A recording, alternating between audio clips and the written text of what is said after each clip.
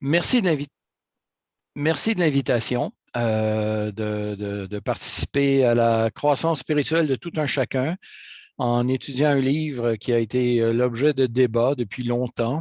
Et demain n'est pas la veille que ça viendra à son terme.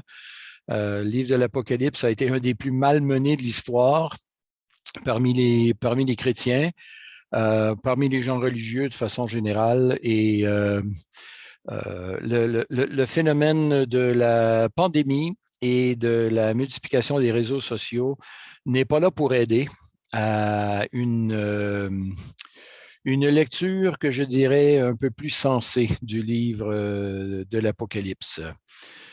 C'est un livre qui m'a longtemps effrayé. Je dois dire que lorsque je me suis converti en 1976, j'ai rapidement lu tout le Nouveau Testament sauf l'Apocalypse.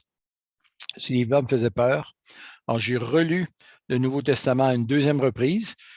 Et là, j'ai lu l'Apocalypse parce que ce que je connaissais de l'Apocalypse, c'était plutôt via le groupe de musique rock Genesis des années 70 dans leur album Foxtrot au dos, la phase 2, phase B de leur album. C'était à peu près ça que je connaissais de l'Apocalypse. Alors, une vision assez tordue du message de l'Apocalypse. D'ailleurs, ce disque-là ne se veut pas une interprétation, c'est tout simplement d'utiliser certains termes que l'on trouvait dans le livre de l'Apocalypse, dans une grande plage musicale de 23 minutes, si je me souviens bien, qui s'appelait Supper's Ready. Alors ça, c'était ma première connaissance du livre de l'Apocalypse. Lorsque je l'ai lu, finalement, après ma deuxième lecture du Nouveau Testament, je me suis rendu compte qu'il y avait pas mal d'allusions à l'Ancien Testament. Et bon, je me suis dit, je vais lire l'Ancien Testament afin de comprendre ce livre. Après avoir lu l'Ancien Testament, je suis retourné, mais là, ça a simplement compliqué un peu plus les questions. Tout ça pour dire que le livre de l'Apocalypse n'est pas un livre facile, mais dont le message est relativement simple. La raison pour laquelle il n'est pas facile, c'est parce qu'il fait partie d'un genre littéraire qui a été perdu à travers l'histoire. Si on pense aux évangiles, les évangiles sont des textes narratifs. Alors ça va assez bien pour les comprendre. Les épîtres sont des textes discursifs. Alors ça aussi, c'est plus près de la littérature que l'on connaît. L'Apocalypse, en revanche, est plus complexe parce qu'on n'a pas vraiment d'ancrage dans notre société pour comprendre ce livre. Le premier ancrage auquel je pense qui nous aide un peu à comprendre ce genre de littérature, c'est la littérature fantastique. Alors, je pense ici au Seigneur des Anneaux de Tolkien ou Le Hobbit et ce genre de livres. Non pas qu'il faille interpréter le livre de l'Apocalypse à l'aide de Tolkien ou du Hobbit, loin de là, mais je fais le parallèle simplement pour dire que il y en a pour qui la littérature fantastique, il n'y a que ça de vrai. Et ils ont lu à peu près tout Tolkien et tout ce qui a été écrit dans le domaine et ils reconnaissent assez facilement les images, les différents personnages, les différentes races qui se parlent. Donc, il y a un phénomène un peu semblable avec les livres de l'Apocalypse, c'est-à-dire que c'est un genre littéraire qui fait référence à pas mal de symboles, pas mal de métaphores qui peuvent être comprises, ces métaphores, et qui peuvent être comprises, ces symboles, si on connaît un peu la littérature apocalyptique. Il y a plusieurs dizaines d'apocalypses, on en compte jusqu'à une centaine, qui ont été écrites entre, grosso modo, l'an 200 avant Jésus-Christ et l'an 100, 150 après Jésus-Christ. Certains vont même jusqu'à 200 après Jésus-Christ. Donc, sur une période d'environ 400 ans, une centaine d'apocalypses qui ont été écrites. Les premières, évidemment, écrites par des Juifs. On pense au Testament des 12 patriarches, par exemple, la littérature que l'on ne trouve pas dans nos Bibles, dont Testament des 12 patriarches, ce sont les 12 fils de Jacob qui viennent nous expliquer un peu leur vie, nous annoncer des choses à venir. Alors, c'est écrit sous la forme de prophétie, alors que c'est écrit au 2e siècle avant Jésus. 3 de ces testaments sont apocalyptiques, c'est-à-dire qu'ils font usage de symboles, d'images qui se retrouvent dans d'autres apocalypses. Il y a le premier livre d'Enoch, deuxième livre d'Enoch, écrit donc entre l'Ancien et le Nouveau Testament. Il y a aussi des apocalypses qui sont des apocalypses dites chrétiennes. Apocalypse de Pierre, de Paul, où on voit des chrétiens, donc, ayant pris la plume et sous le titre du nom d'un des apôtres, ben, prennent la parole et s'expriment au nom de Dieu, de vision, etc. Le livre de l'Apocalypse dans le Nouveau Testament est unique dans son genre littéraire. Il est un livre qui ne correspond pas du tout à d'autres livres en entier, quoique on retrouve des traces de langage apocalyptique dans le Nouveau Testament. Je pense ici au discours eschatologique de Matthieu 24 et 25, Marc 13, Luc 21, petite section dans Luc 17 aussi, une courte section dans les Actes des Apôtres, citation de Joël, et évidemment d'autres bribes du Nouveau Testament qui font usage d'un langage qui est similaire. Quand on parle d'apocalypse et de langage apocalyptique, l'expression fait référence à un style littéraire, à un genre littéraire qui nous est assez inconnu parce qu'il n'a pas survécu. Il s'est terminé vers 200 après Jésus-Christ. Et c'est un style littéraire qui est un genre littéraire qui a été assez oublié, qui a été redécouvert au 19e siècle, 20e siècle, entre autres par la découverte de certains manuscrits de la mer Morte, d'autres écrits retrouvés au 20e siècle, qui nous ont remis un peu dans le bain de la littérature, de sorte qu'on est en meilleure position aujourd'hui que des gens, par exemple, au 12e, 13e, jusqu'au 18e siècle, en fait, pour interpréter ce genre de littérature, parce que tout simplement, on a l'occasion de lire ces autres livres qui contiennent du langage apocalyptique. Je pense ici au livre d'Enoch, je l'ai mentionné, les deux testaments, là, les testaments des 12 patriarches. Il y a un livre qui s'appelle 4 Esdras. 4 Esdras, tout simplement parce que 1 Esdras, c'est le livre d'Esdras. 2 Esdras, c'est Néhémie. 3 Esdras, c'est le livre d'Esdras dans sa traduction dans la Septante. Et 4 Esdras, ben, c'est le livre apocalyptique qui contient certains parallèles avec des images qui sont employées dans le livre de l'Apocalypse de Jean. Alors, ceci dit pour un petit peu le langage littéraire. Si je voulais comparer le genre littéraire apocalyptique à quelque chose de plus près de chez nous, j'avais pensé à la littérature fantastique de Tolkien, mais il y a un autre genre qui n'est pas littéraire celui-là, mais qui est visuel, qui nous offre un parallèle très intéressant à ces livres, à ces apocalypses au pluriel. Ce sont des bandes-annonces de films. Vous connaissez des bandes-annonces de films? Elles nous donnent des spots de certaines scènes dans le film. Ces bandes-annonces sont destinées à titiller notre appétit, pour ainsi dire, pour qu'on puisse aller voir le film, regarder la vidéo. Mais ces bandes-annonces ne sont pas chronologiques. Je vous invite, après la rencontre de ce soir, peut-être à aller voir la bande-annonce du film Titanic. On avait fait ça au Berghaus. On avait regardé la bande-annonce du film Titanic. Moi, j'avais suggéré Matrix Reloaded, ou la matrice rechargée, mais un peu trop violent pour le public qu'on avait au Berghaus. Mais pour ceux qui connaissent le film Titanic, la bande-annonce commence avec le bateau en train de sombrer. Ensuite, l'autre spot qu'on nous présente, on est au quai, sur le quai. Ensuite, on est dans le bateau, dans la salle où est le grand piano. Ensuite, on est sur le devant du bateau avec la voix de Céline Dion qui chante.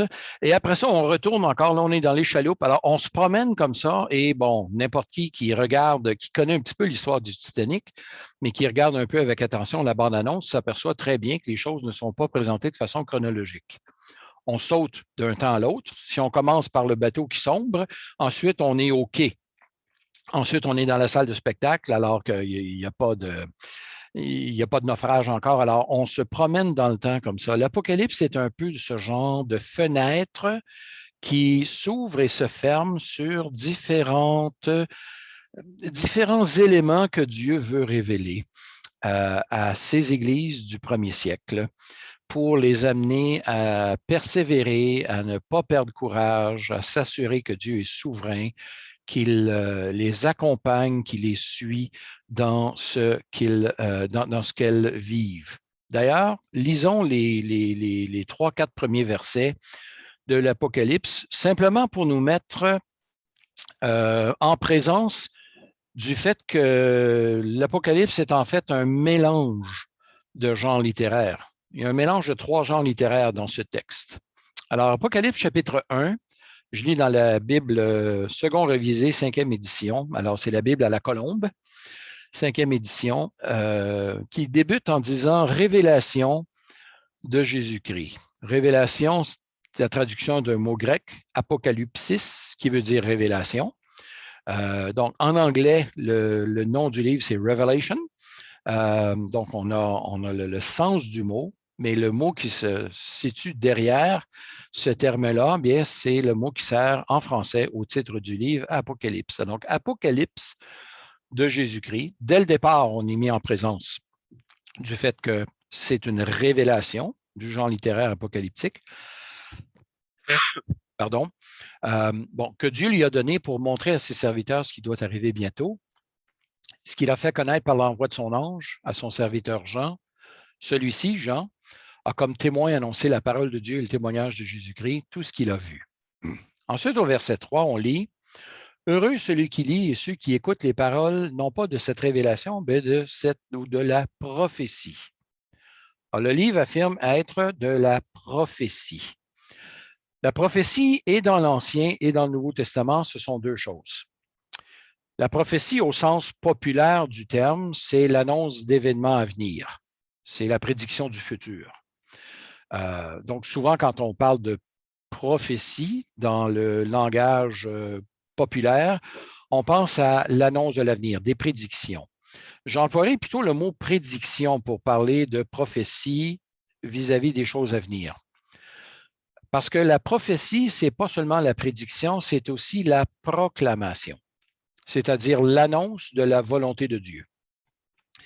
Dans l'Ancien Testament, lorsque les prophètes se prononçaient contre tel ou tel mal dans la société israélite, les prophètes, en fait, ne faisaient pas qu'annoncer l'avenir.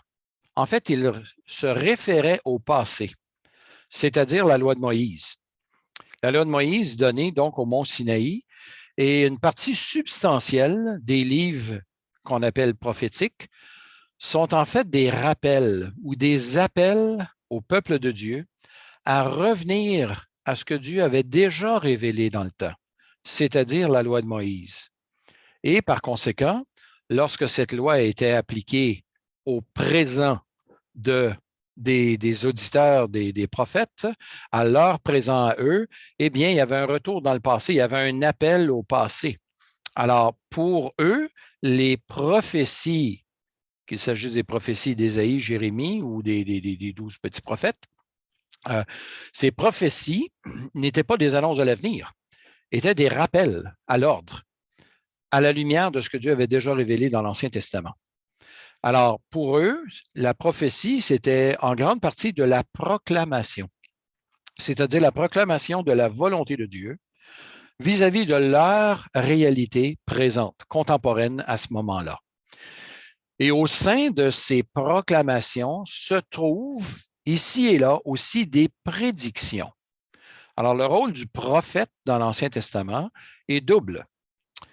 Celui d'amener, d'éveiller, de réveiller le peuple, de le mettre en présence de ses infidélités vis-à-vis de la loi de Moïse, de ce que Dieu a déjà révélé dans le passé, et par conséquent de lui annoncer aussi à ce peuple que Dieu va tenir parole vis-à-vis des condamnations qu'il avait prononcées à même cette loi. Alors, les malédictions de la loi eh bien, les prophètes les annoncent aussi. Mais de surcroît, ils n'annoncent pas que les mauvaises nouvelles de jugement, mais ils vont aussi prédire, donc ça c'est l'aspect prédiction de leur prophétie, ils vont aussi prédire des temps messianiques, des promesses. Alors, lorsque on lit et dans l'Ancien Testament et dans le Nouveau Testament à propos de la prophétie, ce dont on parle, c'est à la fois de la proclamation et de la prédiction. Alors, lorsque Jean dit heureux celui qui lit et ceux qui écoutent les paroles de la prophétie et qui gardent ce qui s'y trouve écrit, car le temps est proche. Alors, les lecteurs bibliques un peu plus avisés ne liront pas l'Apocalypse comme étant un livre de prédiction, d'abord. Ils vont lire l'Apocalypse comme un livre de proclamation de la volonté de Dieu. Évidemment qu'il y a des éléments de prédiction. Le grand trône blanc, la résurrection à venir, ce sont des éléments qui sont encore à venir dans la temporalité future. D'autre part, Jean va rappeler avec plusieurs allusions à l'Ancien Testament, il va rappeler au peuple de Dieu la fidélité de Dieu et la nécessité de persévérer, même au sein de la persécution, sans nécessairement toujours faire des prédictions au sujet de l'avenir. Alors ça fait partie du genre littéraire prophétie. Alors quand ils disent que la Bible, que le livre de l'Apocalypse est rempli de prophéties, est-ce qu'ils veulent dire par là qu'il est rempli de prédictions? Ça, j'aurais plus de difficultés. Le livre contient des prédictions. Il n'y a pas à redire là-dessus. Mais est-ce que le livre est surtout composé de prédictions ou s'il n'est pas surtout composé de proclamations? Bien, ça restera à découvrir. Pour que vous sachiez où je me situe, je pense que le livre est beaucoup plus proclamation que prédiction parce qu'il s'adresse à des chrétiens du premier siècle, entre autres pour leur accorder l'espérance, la persévérance, sachant que leur vie d'Église, leur vie individuelle sont entre les mains de celui qui se tient au milieu des chandeliers, qui les accompagne. Alors, tout est sous la souveraineté de Dieu dans le livre de l'Apocalypse. Alors, c'est un puissant encouragement à ces églises et à ces individus de persévérer, même si pour certains d'entre eux, ça voudrait dire de persévérer jusqu'à la mort, tandis que d'autres échapperont à la mort. Alors, le résultat du bonheur de lire l'Apocalypse, chapitre 1, verset 3, heureux celui qui lit et ceux qui écoutent les paroles de cette prophétie, eh bien, le bonheur ne consiste pas dans le fait d'échapper à la mort, mais plutôt à persévérer dans notre témoignage rendu à Jésus-Christ, qui pour certains vont les amener à la mort, tandis que pour d'autres, bien, pour des raisons que Dieu connaît, vont échapper, ne serait-ce que pour un temps, à la mort ou à la persécution. Alors, ça, c'est le deuxième genre littéraire que l'on trouve dans le livre de l'Apocalypse. Donc, d'abord, révélation de Dieu. Ce sont des révélations divines qui concernent les choses divines, qui n'auraient pas pu être découvertes simplement par la réflexion humaine.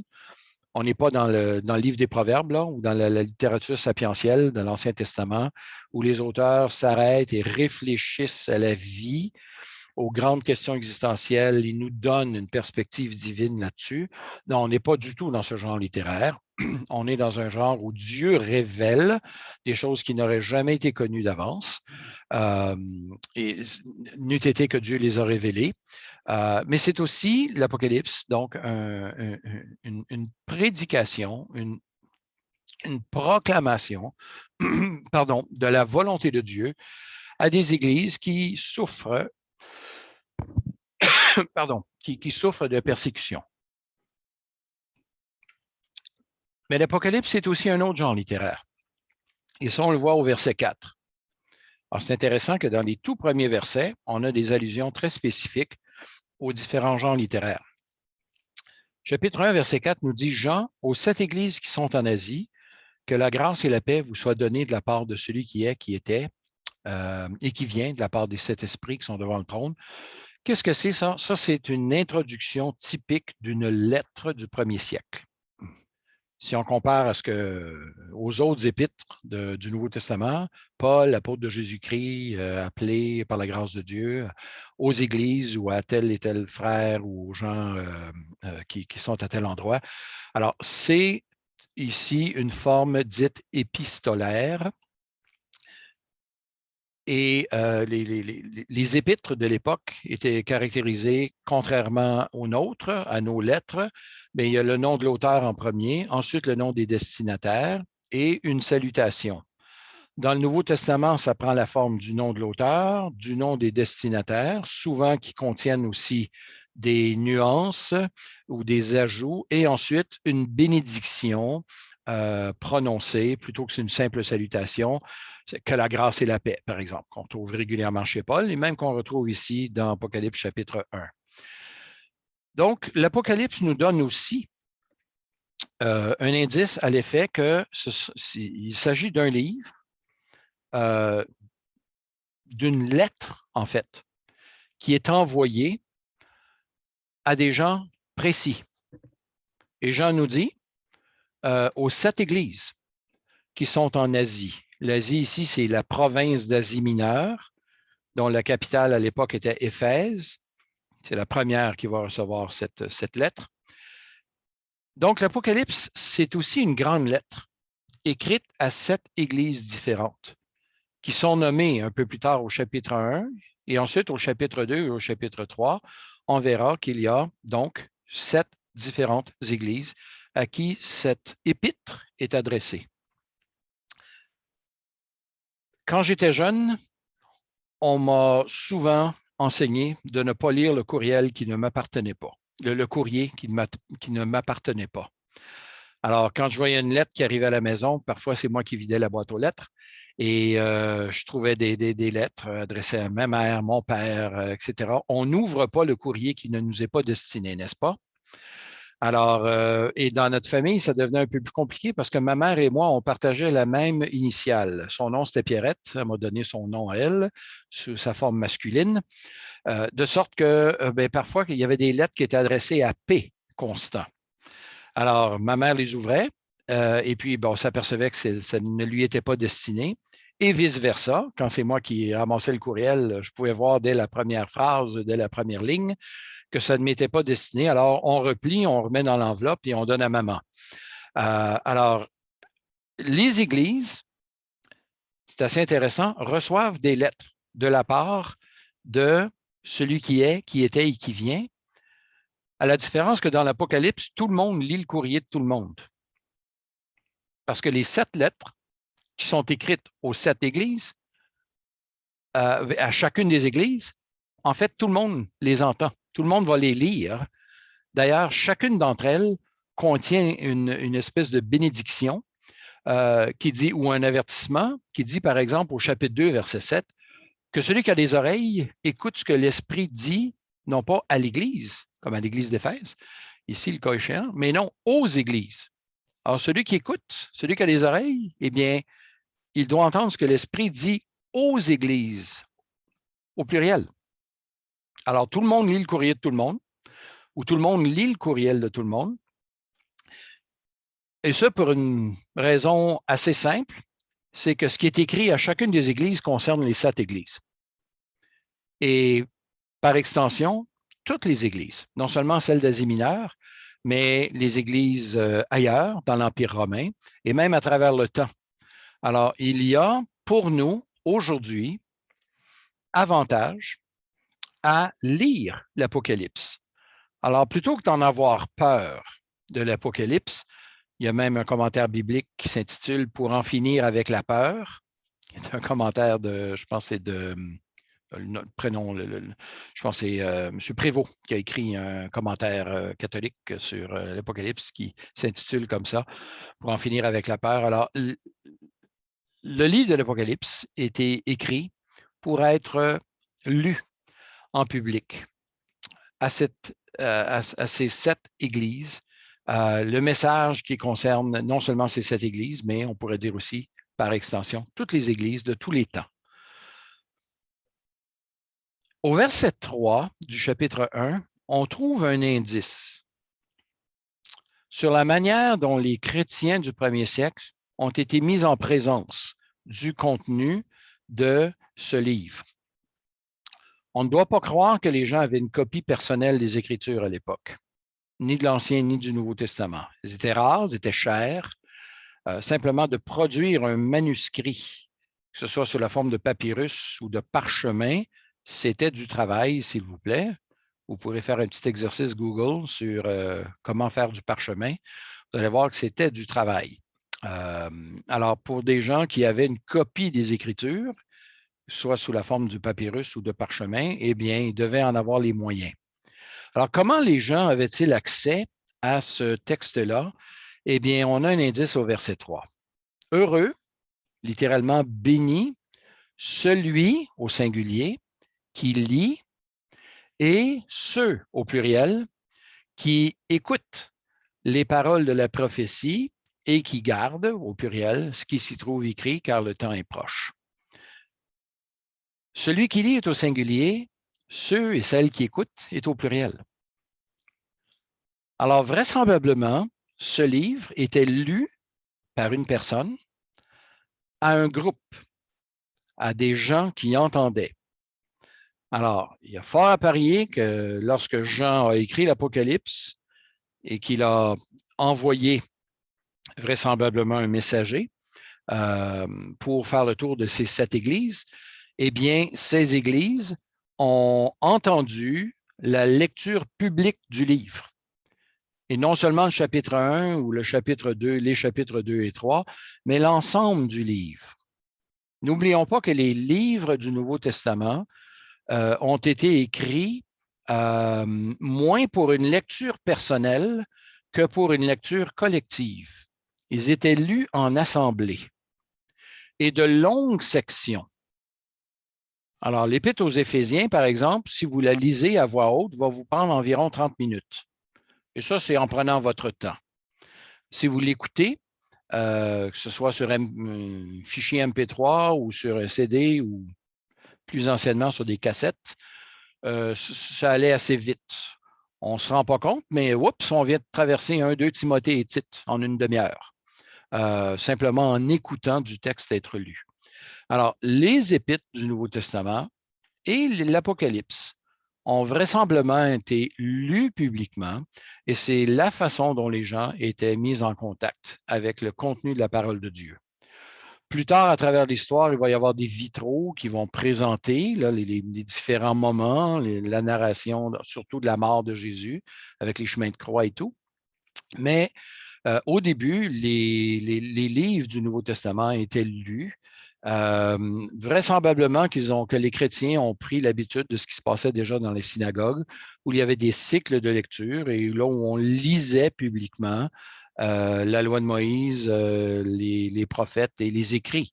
On a le plus vieil exemple par écrit que l'on a de ça se situe dans Acte 13.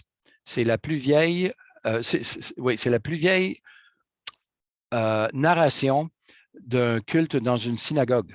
Alors, ça date d'avant le Talmud et la Mishnah et tout. C'est la plus vieille description que nous avons d'un service dans une synagogue, se situe dans le Nouveau Testament, dans Acte 13. Alors, l'Apocalypse, donc, un livre lu publiquement.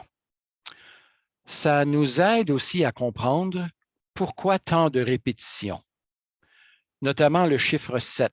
Quand on se met à lire l'Apocalypse et qu'on voit, par exemple, au chapitre 15, que dans les 3 premiers versets, je pense que le chiffre 7 est répété à maintes et maintes reprises. Il y a les 7 anges qui tiennent les 7 coupes, les 7 dernières, les finales, les 7 coupes et qui vont se mettre après les 7 trompettes. Alors, le chiffre 7 est répété là, de façon soutenue.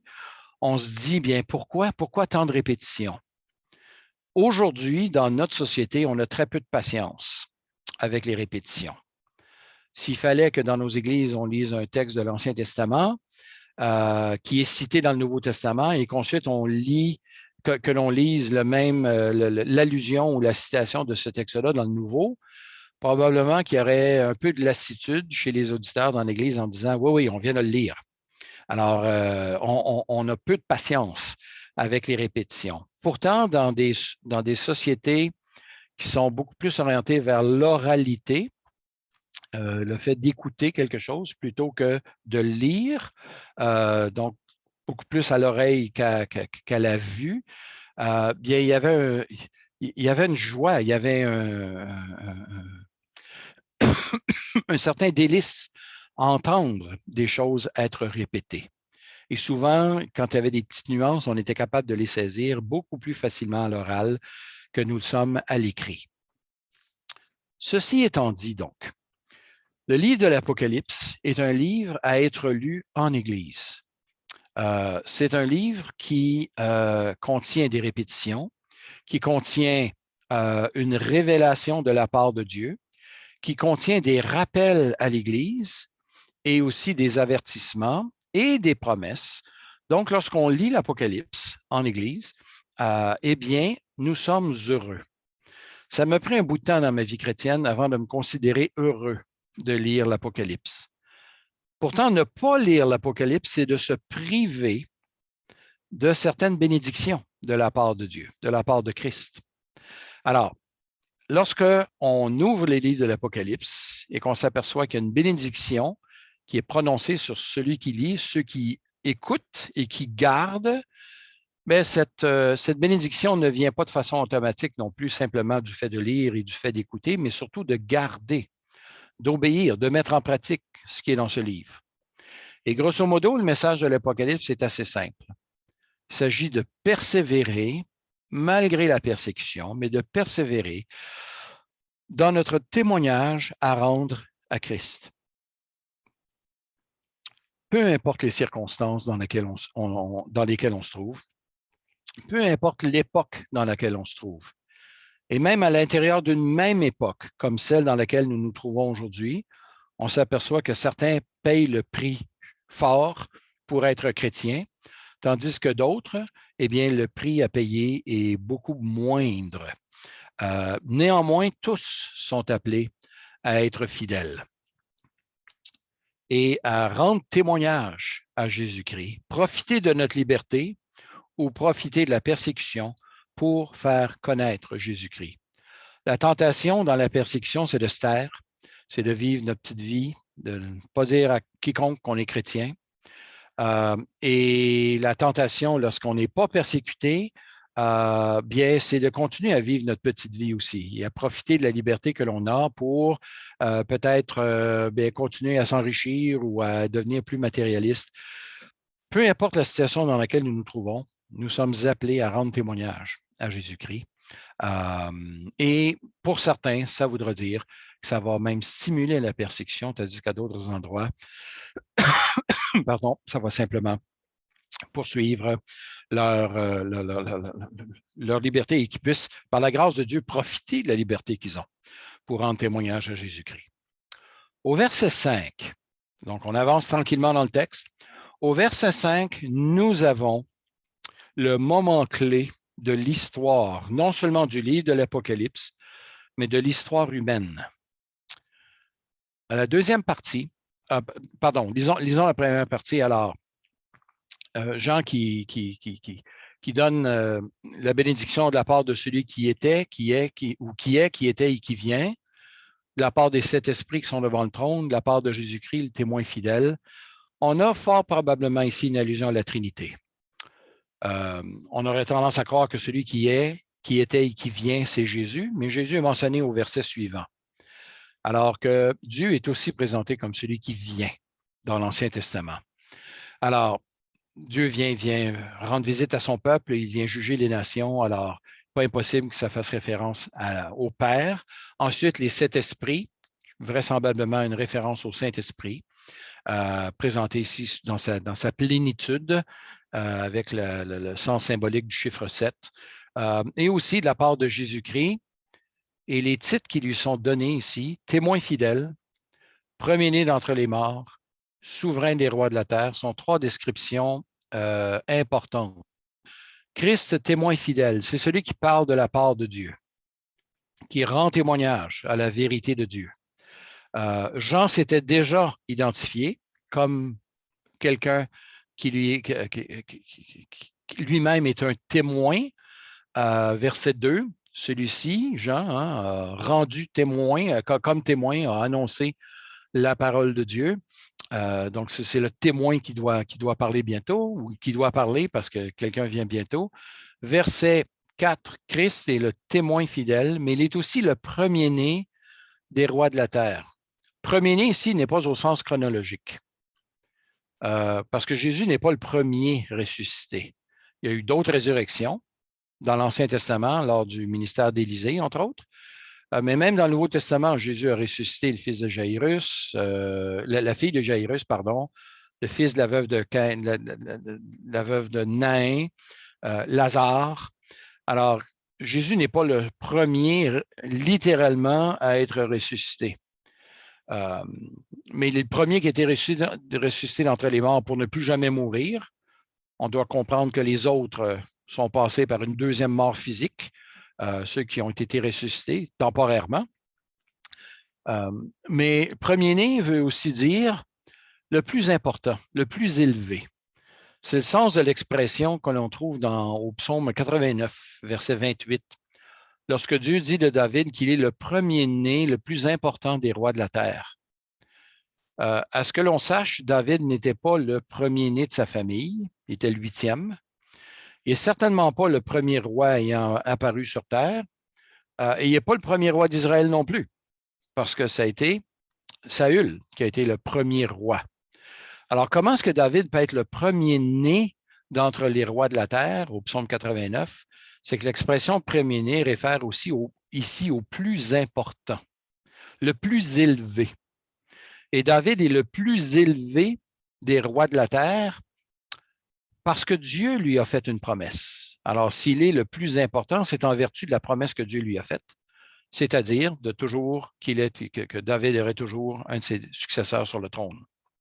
Alors, Christ étant le premier-né d'entre les morts, c'est celui qui est le plus important. En fait, c'est sa résurrection qui est la plus importante parce que sa résurrection, ce sont les prémices de notre propre résurrection.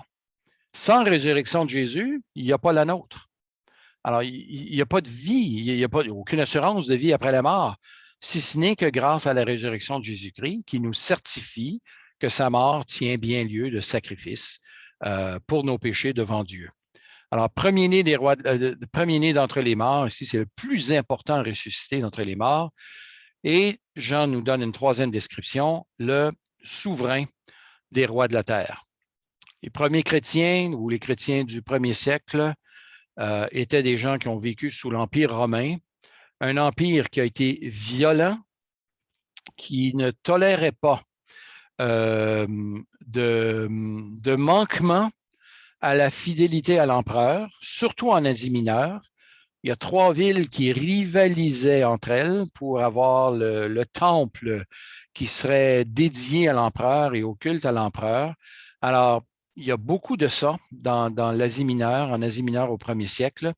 Et lorsque Jésus ici se révèle comme étant le premier-né des rois de la terre, eh bien, le sens est inévitablement politique, mais aussi religieux. C'est Christ qui est au-dessus de tous ces rois, de tous ces empereurs. Et des empereurs, il y en a eu des violents, il y en a eu des malades au plan de la maladie mentale. Néron, entre autres, parmi ceux-là, mais Claude et Caligula n'ont pas été des cadeaux non plus. Alors, les empereurs romains n'ont certes pas été des figures sympathiques pour l'Église du 1er siècle, mais Jésus-Christ se présente comme étant au-delà, souverain, au-dessus de ce que ces gens peuvent vivre. Aujourd'hui, avec la COVID, plusieurs hurlent à la persécution, craignent la mainmise des gouvernements, la tyrannie. Je ne crois pas cela. Mais même si c'était le cas, nous devons nous rappeler que Christ est le roi. C'est lui qui est le souverain sur tous les rois de la terre. Alors, il n'est pas limité dans son action. Nous ne sommes pas limités non plus par la politique de nos pays. Par la grâce de Dieu, Christ règne dans son Église, ce qui sera l'objet d'ailleurs de la vision que Jean va recevoir. Au verset 5, je reviens donc à ce que je disais tout à l'heure, le moment clé de l'histoire nous est présenté dans la deuxième partie du verset 5. À celui qui nous aime, qui nous a délivrés de nos péchés par son sang, qui a fait de nous un royaume, des sacrificateurs pour Dieu son Père, à lui la gloire, le pouvoir au siècle des siècles. Amen. Une louange donc est donnée à Jésus-Christ en vertu du fait qu'il nous a aimés, mais aussi qu'il nous a délivrés de nos péchés par son sang. La délivrance, selon Jean, a déjà eu lieu. Le point de mire de l'Apocalypse, ce n'est pas la bataille d'Armageddon. Ce n'est pas quelque chose qui est encore à venir. Jean nous ramène dans le passé, pour ses lecteurs, un passé suffisamment récent, à savoir la mort de Christ. Le sang dont il est question ici est une référence directe à la mort de Jésus-Christ.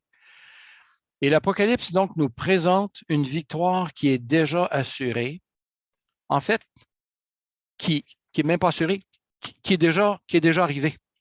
Et la victoire qui est arrivée, c'est que Christ a dépouillé Satan. Christ a lavé nos péchés, il nous a libérés de nos péchés. Plus important, donc, que les batailles encore à venir, c'est cette victoire dans le passé de Christ à la croix. Le texte de Colossiens 2 peut nous servir ici un petit peu de toile de fond, en ce que Christ a dépouillé les autorités, les pouvoirs, les a livrés publiquement en spectacle, en triomphant d'elles, ces autorités, par sa mort sur la croix. Alors, Apocalypse 1,5b nous rappelle cette vérité. Et au fur et à mesure que nous avançons dans le livre de l'Apocalypse, on se rend compte qu'il y a une victoire qui est fondamentale, et ce n'est pas celle d'Apocalypse 19, avec Jésus qui revient et qui balaye les ennemis de son souffle. Non, ce que nous avons, c'est des gens qui ont vaincu le diable, qui ont vaincu la bête, qui ont vaincu le dragon, qui l'ont vaincu par le sang de l'agneau. Au chapitre 5, Jésus nous est présenté comme un agneau, mais encore là, non pas un agneau armé, tout équipé, mais un agneau immolé. Rappelle encore du fait que le point de mire du plan de Dieu, c'est la mort de Christ. C'est là le point tournant de l'histoire. C'est la mort de Jésus-Christ, tenant lieu de sacrifice pour nos péchés, faisant de nous des gens qui sont libérés, qui sommes libérés du péché, et les expressions un royaume, des sacrificateurs pour Dieu, c'est du langage de l'Ancien Testament, ça, qui vient d'Exode 19, prononcé sur Israël, au pied du mont Sinaï, repris dans 1 Pierre chapitre 2, l'appliquant à l'Église. Bien ici, il est repris par Jean pour l'appliquer à tous ceux qui ont placé leur confiance dans la mort de Christ qui tient lieu de sacrifice pour leurs péchés. C'est un refrain qui va revenir dans l'Apocalypse. Alors, notre délivrance n'est pas à venir. Notre délivrance est passée. Elle est déjà arrivée par la mort de Jésus-Christ. Et ce qui reste de délivrance à avoir, eh bien, c'est en fait un peu le restant du travail. Le débarquement a déjà eu lieu. Maintenant, il s'agit juste de repousser un petit peu les ennemis pour en venir à bout et terminer ce qui est déjà inévitable. Alors, la mort de Christ, c'est le point tournant. Tellement important, cet événement, que justement, il va servir de charnière, de moment clé dans la suite de l'Apocalypse. Alors, versets 7 et 8 nous présentent Jésus-Christ maintenant. Il vient avec les nuées, référence à certains textes de l'Ancien Testament, Zacharie, tout homme le verra, même ceux qui l'ont percé. Toutes les tribus de la terre se lamenteront à son sujet. Lamenter ici parce que quand Christ revient, il apporte non seulement le salut, mais il apporte aussi le jugement. Alors, c'est en ce sens-là que les nations de la terre vont se lamenter. Oui, amen, je suis l'alpha et l'oméga, dit le Seigneur Dieu, là, c'est le Père qui parle, celui qui était, qui vient, le Tout-Puissant. Chose intéressante, l'alpha et l'oméga, Jésus va reprendre ces expressions-là par rapport à lui-même, un peu plus tard dans le chapitre et plus tard dans le livre aussi. En parfaite unité de mission entre le Père et le Fils. À partir du verset 9, Jean nous donne le récit de où il est un peu, certains éléments, qu'il est dans l'île de Patmos. Il prend part, votre frère qui prend part à la persécution, à la royauté, à la persévérance en Jésus. J'étais dans l'île appelée Patmos, une petite île, quelques kilomètres de long par quelques kilomètres de large. Alors, une petite île dans la mer Égée, à l'ouest d'Éphèse. Et il était là, il dit, à cause de la parole de Dieu et du témoignage de Jésus. Déjà, troisième allusion au témoignage ou au témoin dans le chapitre. Plusieurs pensent qu'il était en exil à cause du témoignage qu'il avait rendu à Jésus-Christ. C'est l'explication la plus plausible. L'autre serait le fait qu'il est là pour aller rendre témoignage à Jésus-Christ dans cette île. Jean n'est pas seul sur cette île. Il y avait des villes romaines à l'époque. Donc, Jean envoyé là, soit qu'il est allé de lui-même, soit qu'il est en exil, mais ce qu'on sait, c'est qu'il n'est pas resté à ne rien faire. Il a rendu témoignage, même sur l'île aussi. Mais c'est sur cette île qu'il est ravi en esprit, verset 19, au jour du Seigneur, le fameux jour du Seigneur. À quoi fait-il référence ici? Certains pensent que Jean a été transporté dans le temps et que là, c'est une référence au retour de Jésus-Christ. Il y a une autre explication qui me semble plus probable, c'est que le jour du Seigneur est à comparer, l'adjectif du Seigneur ici, en langage original, est aussi employé une seule autre fois dans le Nouveau Testament, c'est le repas du Seigneur, dans Corinthiens 11, par rapport au repas du Seigneur ou la Sainte Seine. Et l'adjectif Kyriakos ou Kyriake fait référence à quelque chose qui est relié au Seigneur. Alors, le jour du Seigneur ici est fort probablement le dimanche, en mémoire de la résurrection de Jésus. Tout comme le repas du Seigneur dans 1 Corinthiens 11 était en mémoire de la mort de Christ. Donc, l'objectif ne nous engage pas à avoir un voyage dans le temps. Je ne crois pas que Jean est projeté dans l'avenir. Les témoins de Jéhovah l'interprètent comme ça en passant. Le jour du Seigneur, pour eux, c'est le jour où Jésus-Christ revient. J'ai déjà pensé ça, pas parce que j'étais témoin de Jéhovah, mais parce que c'est une interprétation qui se retrouve aussi dans certains milieux évangéliques. Mais je pense qu'une explication plus simple, c'est simplement qu'il était un dimanche qu'il a reçu cette vision, qui a dû s'étendre sur plusieurs jours, à moins que Jean ait écrit sous la forme de sténo pour recueillir toute cette vision, mais j'ai l'impression que ça a dû s'étendre dans le temps aussi. Et il reçoit l'ordre de mettre par écrit ce qu'il voit et de l'envoyer aux 7 églises. Et là, ils sont nommés Éphèse, Smyrne, Pergame, Thyatire, Sardes, Philadelphie, Laodicée. Donc, 7 églises. Et si vous vous demandez la raison pour laquelle elles sont nommées dans l'ordre dans lequel elles apparaissent, c'est tout simplement parce qu'elles sont 7 villes.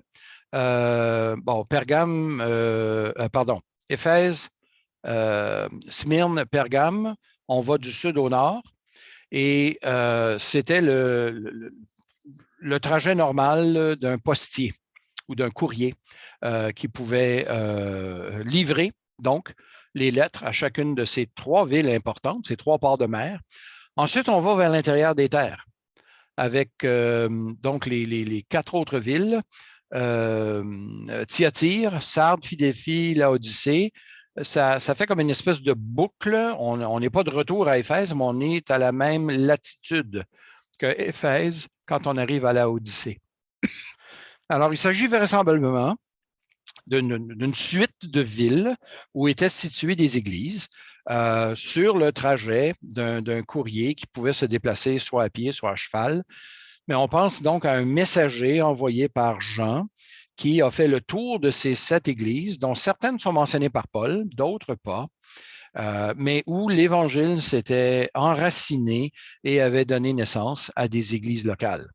Alors, il y a des gens qui sont dans ces églises. Certaines sont mixtes, avec des Juifs et des païens, d'autres à forte prédominance païenne, mais néanmoins ayant tout besoin d'entendre le message que Jésus leur adresse. Alors, Jean reçoit l'ordre, donc, d'écrire à ces églises ou d'écrire et d'envoyer aux 7 églises le contenu de sa vision. Au verset 12, il se retourne. Là, la grammaire est intéressante. Je me retournais pour voir la voix. C'est traduit dans la colonne pour découvrir la voix, mais c'est pour voir la voix. On ne voit pas une voix d'habitude. On voit un visage ou on entend une voix. Ici, Jean emploie deux termes qui vraisemblablement ne vont pas ensemble. Ce n'est pas la première, j'en ai sauté quelques-unes déjà, là. Ce n'est pas la première incohérence et ce ne sera pas la dernière dans le livre aussi. Le livre est plein de ce genre d'incohérence, du moins à nos yeux. Mais la vision ici fait en sorte que la grammaire a de la peine à suivre.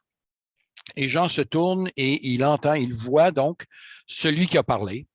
Celui qui parlait. Et après m'être retourné, il dit qu'il vit 7 chandeliers en or. Et au milieu des chandeliers, quelqu'un qui ressemble à un fils d'homme, à un être humain. Ça, c'est le sens de l'expression. Un fils d'homme, c'est tout simplement une expression qui renvoie à quelqu'un qui a une apparence humaine. Et là, Jean va le présenter en détail. Ses vêtements, longue robe, ceinture d'or autour de la poitrine.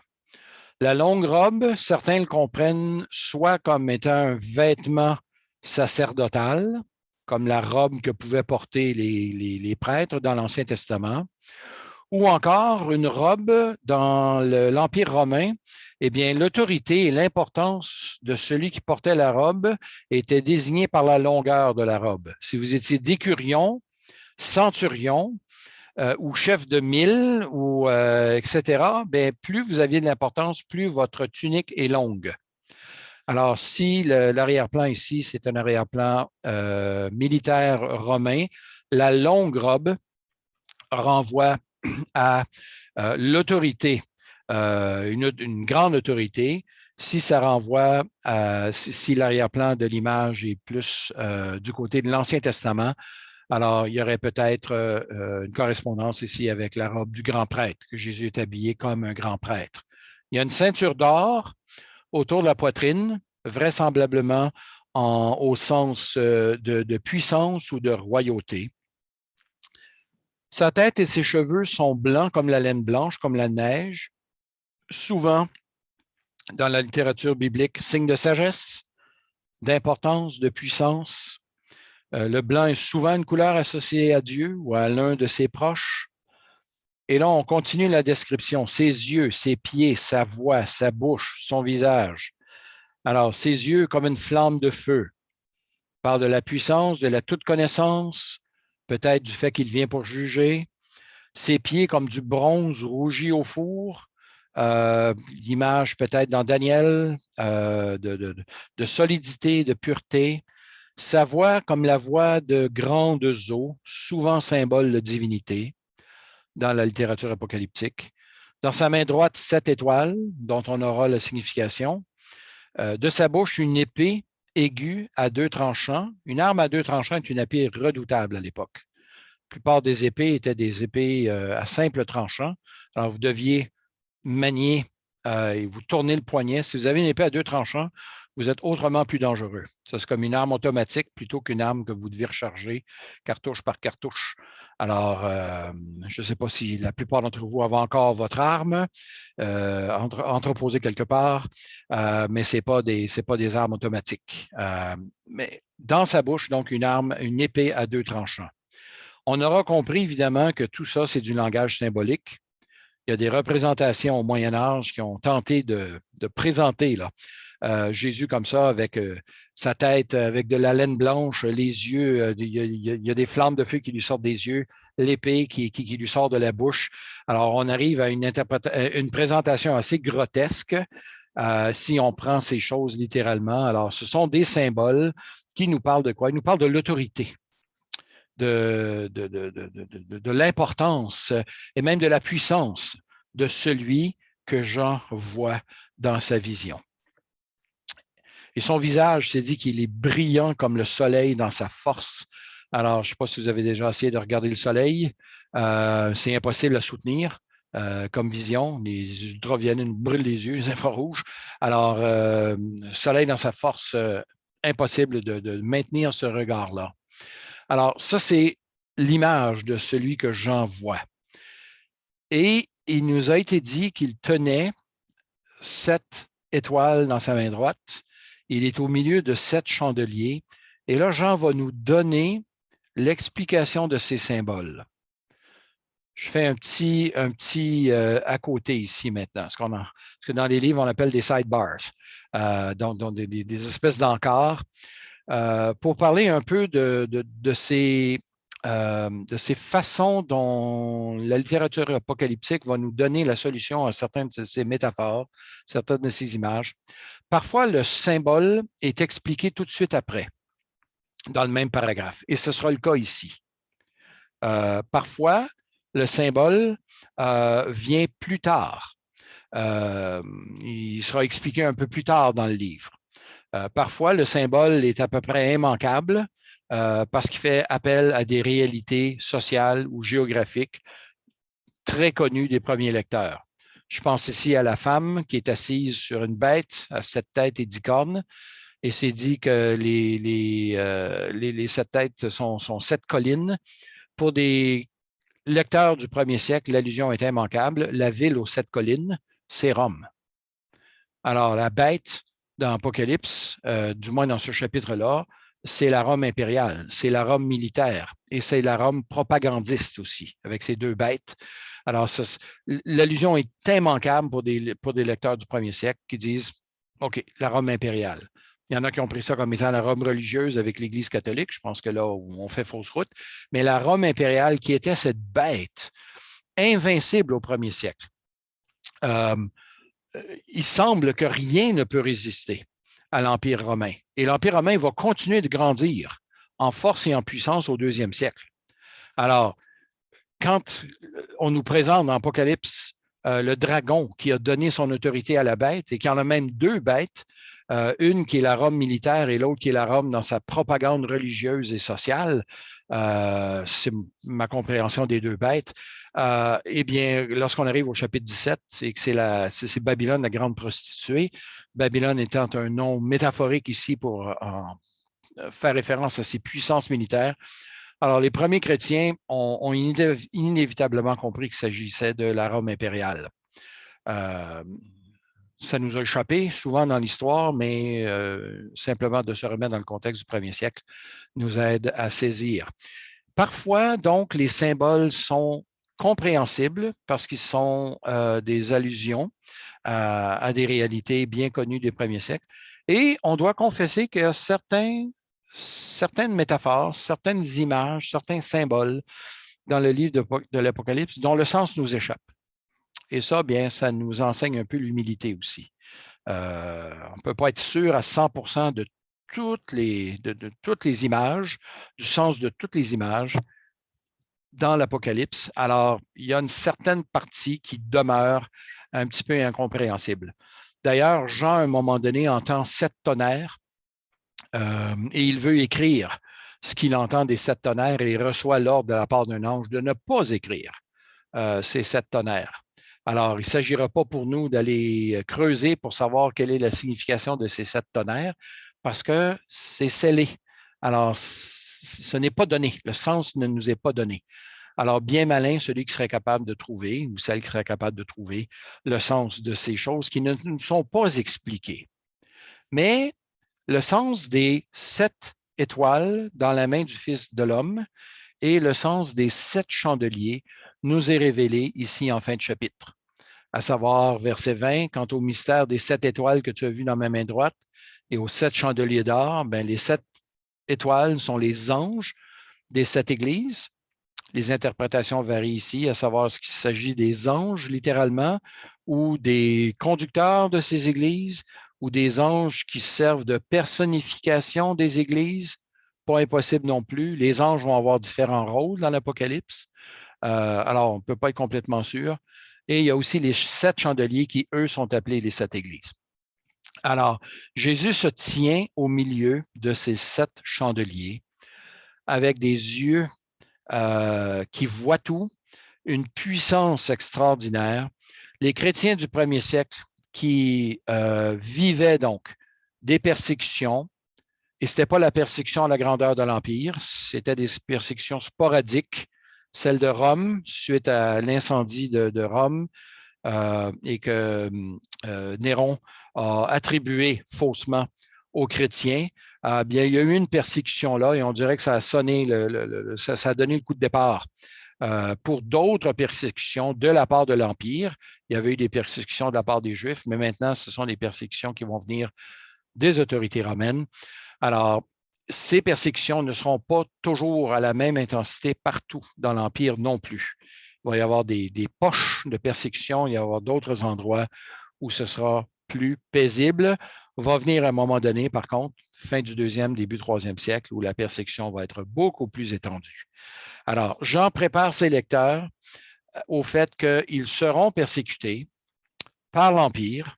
Nous ne sommes pas chez nous, leur dit-il, et il n'y a pas de surprise à y avoir. En fait, l'Apocalypse nous présente 2 royaumes, 2 mondes. Celui du dragon, de la bête, faux prophète, et le royaume de Dieu. Et ou bien on est dans le royaume de Dieu, ou bien on a été scellé par Jésus-Christ, on a reçu le sceau de Dieu, ou bien on reçoit le signe de la bête. Bon, là, je m'avance déjà au chapitre 7, là, je viens de faire un bond. Mais l'Apocalypse nous présente 2 grandes réalités et il nous force à nous décider à savoir où est-ce que nous nous tenons comme enfants de Dieu. Et lorsque nous sommes persécutés, bien, il est facile de commencer à réfléchir, de dire, bien, est-ce que je pourrais peut-être amoindrir mon témoignage, même tenir ça bien tranquille. Qu'arrive-t-il à ceux qui ont renié Christ? Alors, ce sont des débats qui ont nourri aussi la vie de l'Église du 2e siècle. Alors, j'ai parcouru rapidement le chapitre, même si je m'étends dans le temps un peu, là, mais j'ai tenté de répondre aussi à d'autres interrogations, à certaines des questions qui m'avaient été envoyées. Je repasse la parole ici à Patrice pour animer le restant de notre rencontre.